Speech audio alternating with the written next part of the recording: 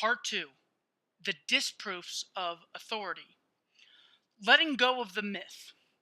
A growing number of people now believe that government is not necessary and that human society would, on a practical level, work a lot better without it.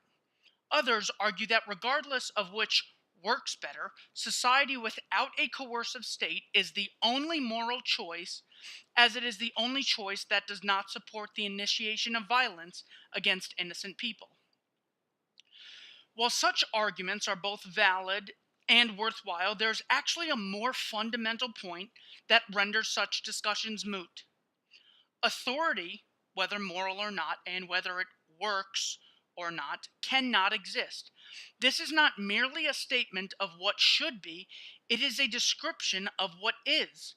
If authority cannot exist, as will be logically proven below, any debate about whether we need it or how well it works on a practical level is pointless.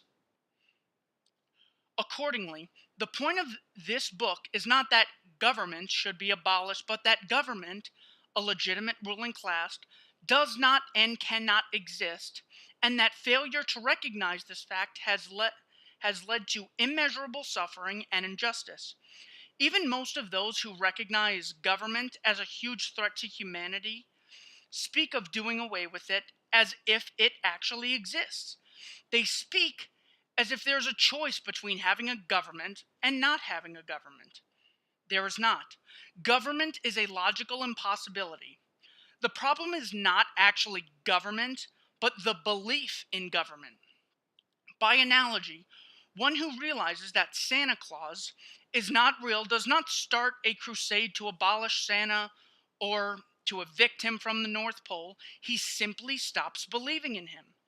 The difference is that the belief in Santa Claus does little harm, while the belief in the mythical beast called authority has led to unimaginable pain and suffering, oppression, and injustice.